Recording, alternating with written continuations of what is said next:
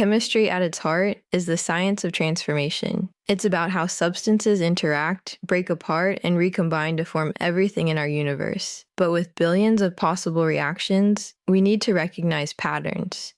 It turns out, most chemical reactions can be categorized into one of 5 fundamental types. Today we're going to learn the 5 fundamental blueprints for how matter change, and these are our 5 types of chemical reactions. Understanding these patterns is the key to predicting the outcome of a chemical reaction, and to make sure you never forget them, we're going to demonstrate each one with an epic, visually stunning reaction. Our first pattern is the synthesis reaction. This is the most straightforward. 2 or more reactants combine to form one single product.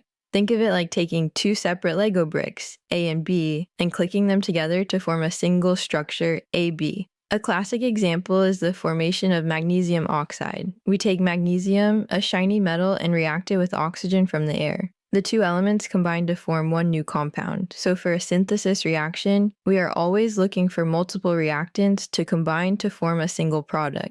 Magnesium and O2 are the multiple reactants, and they form the single product MgO.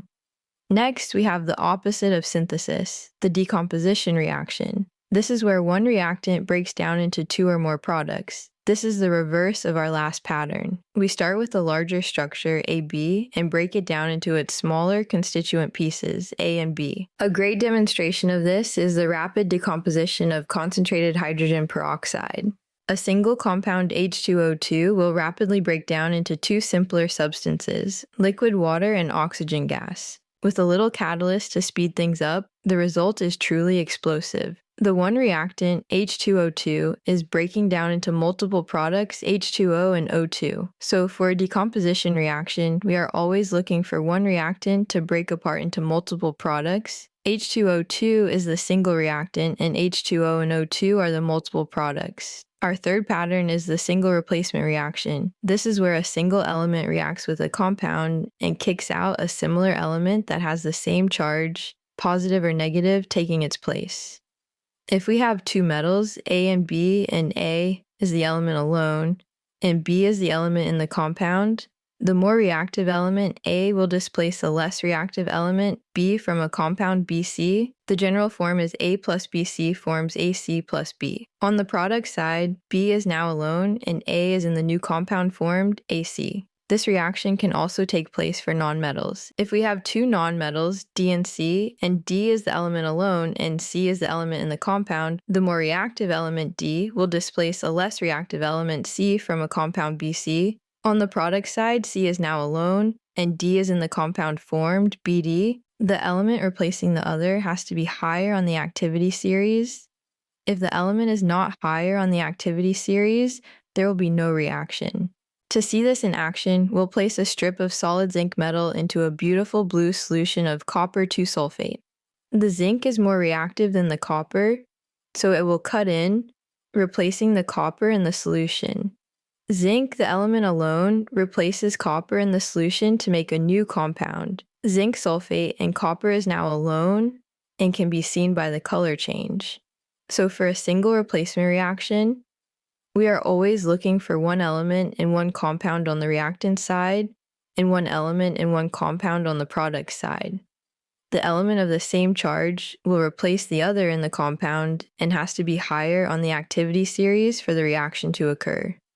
Now for a more complex exchange, the double replacement reaction. Here we have 2 aqueous ionic compounds. When we mix them, the positive and negative ions all switch partners to form 2 entirely new compounds. It's a complete exchange of components.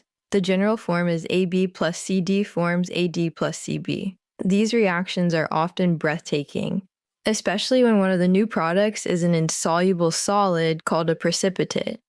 We're going to mix 2 perfectly clear solutions, potassium iodide and lead 2 nitrate. Watch what happens the instant they meet. An incredible instantaneous burst of brilliant yellow solid will appear, as if by magic. This demonstration shows a precipitation reaction, where you have 2 aqueous compounds coming together to form a new insoluble solid called a precipitate. Another type of double replacement reaction is an acid-base neutralization reaction. In this case, an acid, HCl, reacts with a base, NaOH. They switch partners just like in the AB plus CD pattern. The H plus from the acid combines with the OH minus from the base to form HOH, which we all know as water, H2O. Meanwhile, the Na plus from the base pairs with the Cl minus from the acid to form NaCl as salt. So the general rule is acid and base forms water and salt. This reaction will still show two compounds switching partners to create two new compounds. So for a double replacement reaction, we are always looking for two compounds as reactants to create two new compounds as products. A precipitation reaction forms a solid from two aqueous ionic compounds, and an acid-base reaction forms water and a salt from an acid and a base. Finally, we have a special class of reaction known for its high energy release, combustion.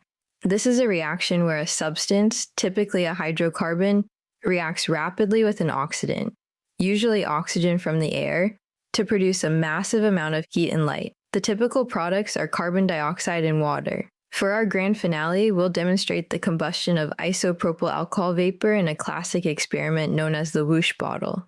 In this reaction, the alcohol vapor reacts rapidly with oxygen to form carbon dioxide and water, releasing heat and light energy in a dramatic burst of flame. This will show you just how much energy can be released in an instant. C3H8O, the hydrocarbon, reacts with O2 to produce CO2 and H2O. So for a combustion reaction, we will always have a CH group reacting with O2 to produce CO2 and H2O. And there you have it: synthesis, decomposition, single replacement, double replacement, and combustion. The 5 fundamental patterns of chemical reactions. By recognizing these blueprints, you can start to predict how substances will interact and what they will become. It's the first step to truly speaking the language of chemistry. Thank you for watching.